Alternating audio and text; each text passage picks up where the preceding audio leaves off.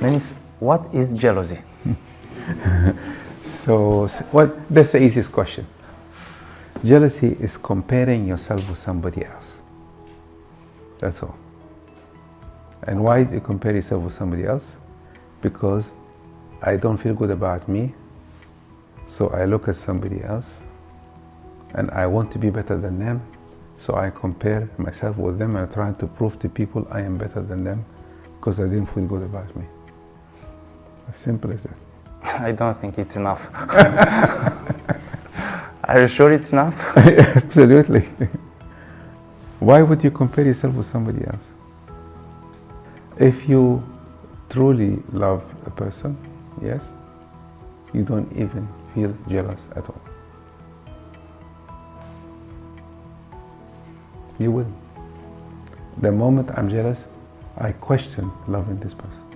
And why nobody can do this? It's the same, yeah, the first question you asked me is the most critical question, because nobody made me feel safe in this world. If I don't feel safe, the person who with me in the relationship, I will always feel less and I will be jealous because I'm not safe. Do you test your partner if they love you or not? There's no test. Love has no test. Do you ever decide you want to love somebody? Love doesn't ask questions, doesn't test, nothing. So, if you want to solve this, okay, with something to do now, you seek this from your partner instead of your mother. Would you allow your partner to see you vulnerable and to take care of you, to give you back what you missed? Two people can do this, two people. Your partner and a very, very skilled therapist who will not abandon you. And it's very difficult to find because most therapists are traumatized themselves. It has to be someone who had been traumatized and recovered. They know how to make somebody else recover. Or your partner. How do we find a recovered psychiatrist? I have to keep looking. Yes, you ask support from your partner. Will you allow your partner to take care of you? Will you allow you in relationship with your partner in your weakest moments not to run away from them? Can you give me an example? Yes, it's very simple.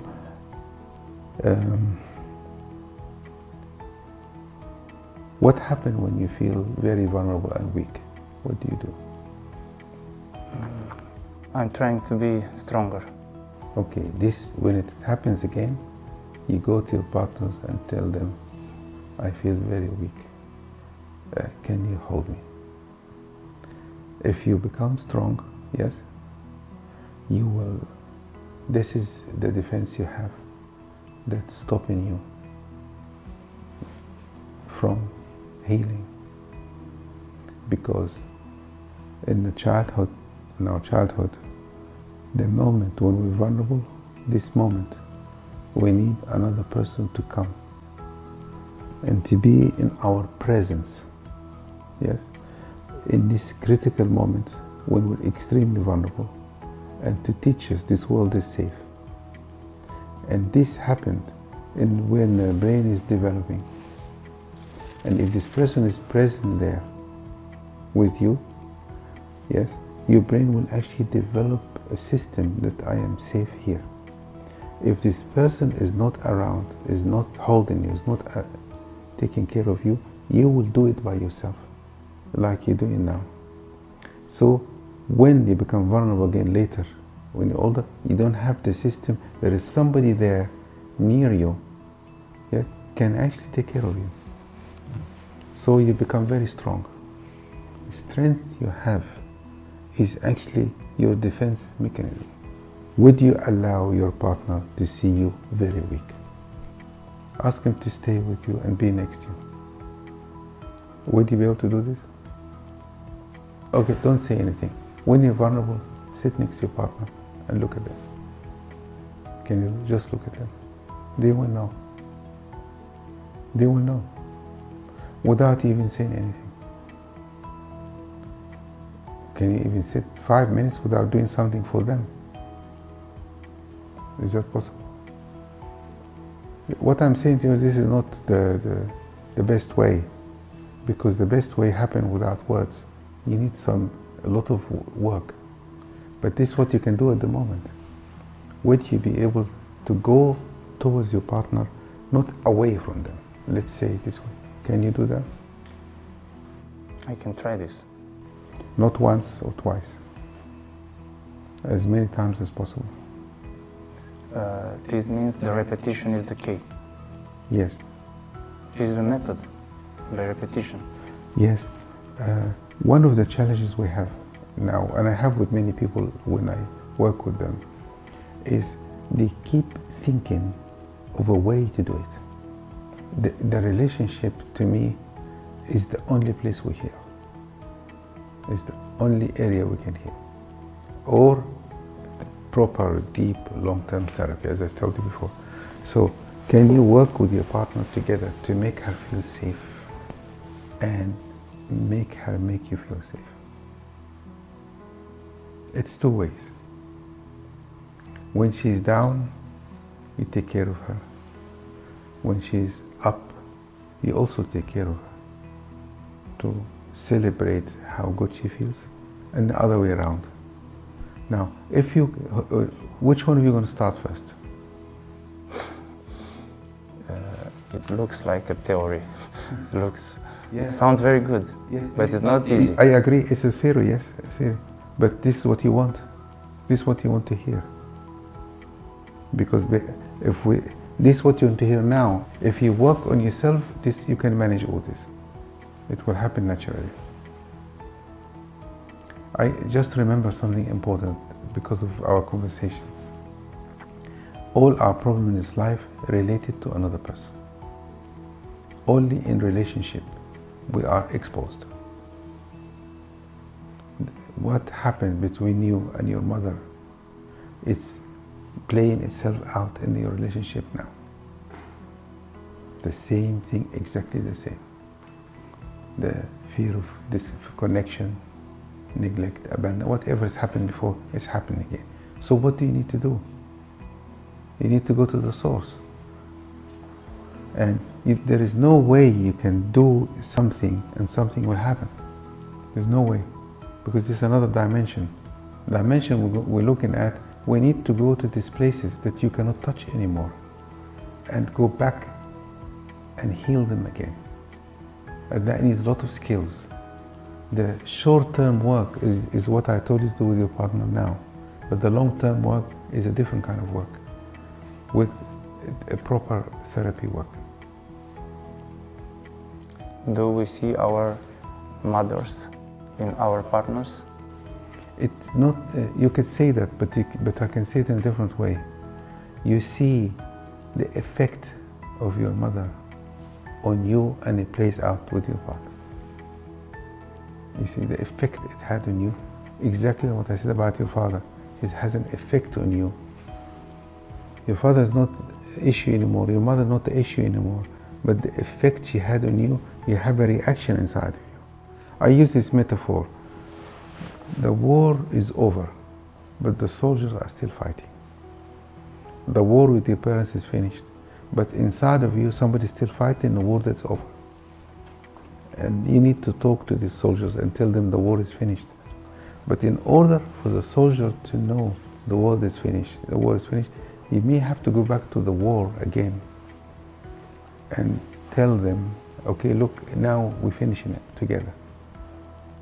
Now, in your relationship with your partner, yes, if you allow your partner to see you at your worst moment and be there in your partner's worst moment as well, then you can heal each other. It's two ways, not one way. Because the trauma we have in our life happened to us at the time when there was no thinking, we was only feeling. There was no thinking. In the first 2 years, everything happened. And now we're trying, by thinking, trying to fix it. Impossible. The moment you start thinking, you block your feelings. We think if we find a method or a way to do something, we'll be okay. There is no method whatsoever. The only way I think now, after all these years of my work, is to be with someone as much as possible when you are vulnerable. When you're small, it didn't happen once or twice. The rejection, disconnection, the abandonment happened and repeated and repeated and repeated and repeated until now you have a system in your brain that's insecure. So when we are vulnerable, first thing that comes to you, I have to be strong. All your traumas in your intellect, not in your emotions. The trauma is emotions. So this interview, the way you're talking to me, it is one level, but your trauma is another level. Our trauma is in feelings, not in intellect. So what happened is, you can deal with your trauma in two ways. We can talk about it now and discuss it, discuss jealousy, discuss pain, discuss depression. It's not the same as experiencing it. Can you experience the pain and depression and jealousy? Can you really experience it? And be open and feel the pain of it in the presence of somebody who can take care of you. When these things happened to us before, our development was sabotaged. Our development stopped. Something else took over, which is a protection. We protected ourselves from what happened to us before. We're talking about it, but it will take a huge amount of courage and support to go back to the stages where our development was sabotaged, and it needs support. In the presence of another person, I have a different face. I have a false personality, and the false personality can be angry, depressed, jealous, worried, traumatized. That is the face you have in relation to another person. And so, because what happened to you happened by somebody else. You cannot do it by yourself. We have a false self. Even this moment talking to us now, talking together, you're talking to me for your false self, I'm talking to you from my false self. Because we are careful. We're trying to do a good interview. I'm trying to answer your questions, and you're trying to ask me good questions.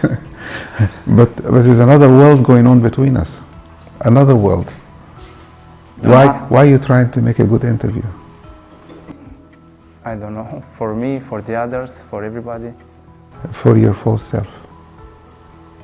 Not for you. Why I'm here. So people see it and admire me. Yes? This is not us. Are masks good for something? This is our masks, not us. Are good? The masks? They're good to survive for now, not for the long term.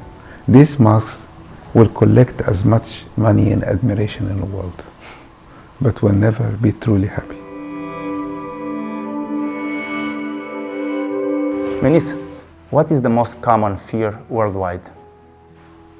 Being alone and abandonment. Because this is going back to the first question. This what happened to us, all of us, when we didn't have the connection with the people who brought us to this life.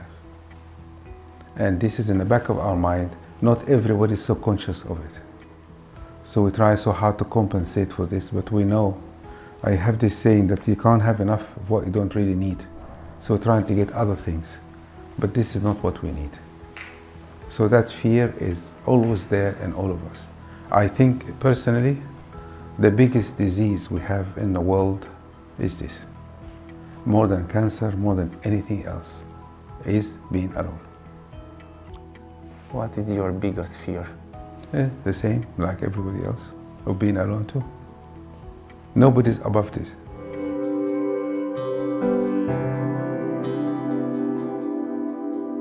What I have learned over the years, it is absolutely impossible to help anybody. But to inspire someone? Yes, inspiring people is different.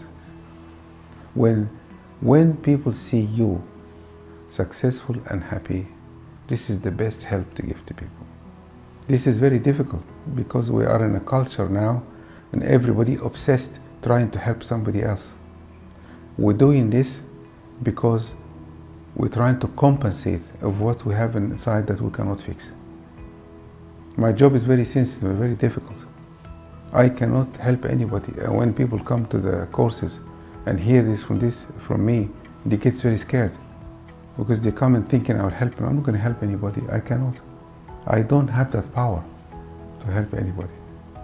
But if they see who I am and what I'm doing, this is the best help you can do to people.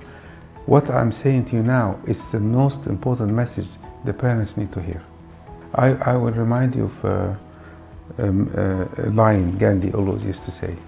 He said, be the change you want to see in the world. Be what people want to be. And your presence to them is enough. The moment you try to help them is no good. Because what you will do unconsciously, you will try to make them do something that you couldn't do. It's like striking back at them.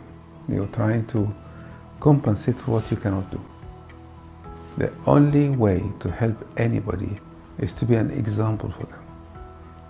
And this is what our parents fail to do. They're trying to teach us from a bad example. So what we learned, their bad example. It is not what we say to people, it's not what we teach people, it's who we are. Exactly who we are inside. It's our consciousness is the teacher. Not what we do, not what we teach, not what we say. Anything you do in your life comes from your own consciousness.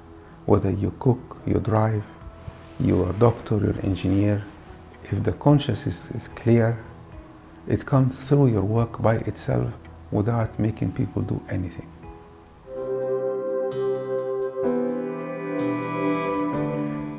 If you're angry with anybody, if you hate anybody, you live in their energy field. You carry them straight away because you're thinking about it. This is one thing. If you hate something that anybody doing, yes, because you have it. Do you realize that you are your parents or not? In this life, you are, every one of us,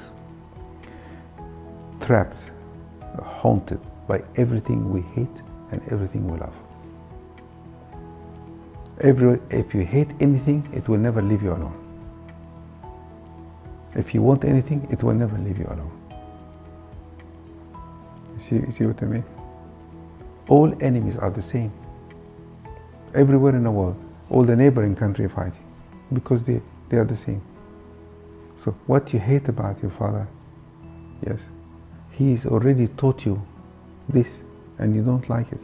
So you see it in him all the time. You discover that you are the same person. There is no one way, it's two ways all the time. So if I'm angry with somebody, I will become like them. You remember in the course we did this big game? And what happened? If you fight anybody, you'll become like them. If you resent anybody, you'll become like them. Because you are caught in their energy.